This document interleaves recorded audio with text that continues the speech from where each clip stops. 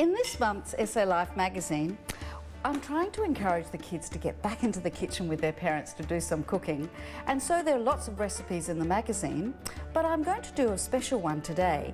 It's a Turkish pide with feta and mint.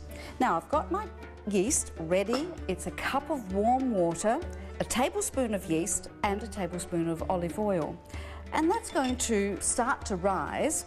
In the meantime, we need our bowl with 350 grams of plain flour and about a teaspoon of salt mixed in with that.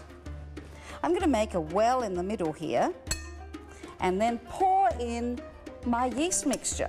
Make sure it's nicely dissolved, and then using my hand like a paddle, I'm going to bring that together like this, and then I'm going to tip it onto my bench and knead it. A little bit of elbow grease required here.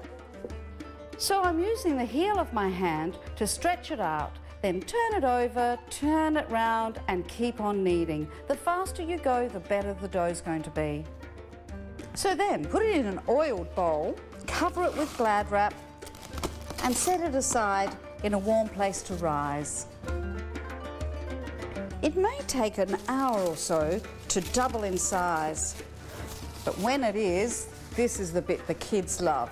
Choose someone with anger management issues and get them to do a big punch like that. Not too many, we still want a little bit of air, and then bring it over on itself to form a lovely round ball of dough. Brush a long baking tray with olive oil and then cut your dough in half, because this is going to make 2 pides. Now just watch this, because I'm going to stretch it by using its own weight, just like that. And then put it onto the tray and stretch it out into a long rectangle. Historically, of course, this is the original pizza.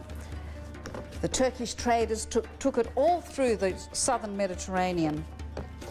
We're filling our pide with 200 grams of crumbled feta, about 1/4 cup of chopped up mint, half a beaten egg, and just mix that all together. Now I like to add some whole mint leaves as well, just because I love mint, like that. And then half of that goes down the length of one of our pides and half goes in the other. The last bit the kids will love doing.